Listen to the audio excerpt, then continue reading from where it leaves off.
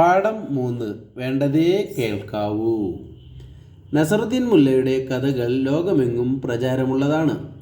കുട്ടികൾക്കും മുതിർന്നവർക്കും മുല്ലക്കഥകൾ രസിക്കും.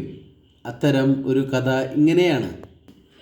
ഒരിക്കൽ മുല്ലയും മകനും കൂടി ചന്തയിൽ പോയി കുറഞ്ഞ വിലയ്ക്ക് ഒരു കഴുതയെ വാങ്ങി.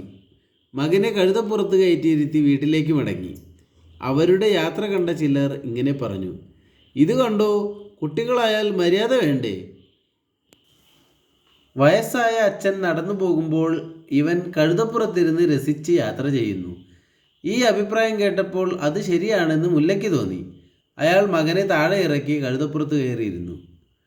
മുന്നോട്ട് പോയപ്പോൾ ചിലർ പറഞ്ഞത് ഇപ്രകാരമാണ്: ആ വയസ്സനാൾ കൊള്ളാമല്ലോ, പാവം കുട്ടിയെ നടത്തിക്കുന്നു.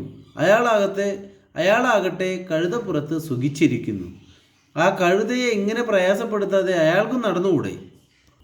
മുല്ല അതും കേട്ടു. അയാൾ താഴെ ഇറങ്ങി. കഴുതയും കൊണ്ട് അവർ മുന്നോട്ട് നടന്നു. അത് കണ്ടവർ അഭിപ്രായപ്പെട്ടു: ഇവർ മണ്ടന്മാരാണ്.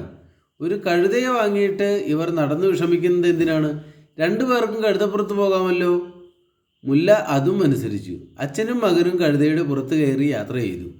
കഴുത വിഷമിച്ചാണ് നടന്നത്. അതുകണ്ട ആളുകൾ പറഞ്ഞു: ദുഷ്ടന്മാർ, അച്ഛനും മകനും കൂടി പാവം കഴുതയെ ഇപ്പോൾ കൊല്ലും.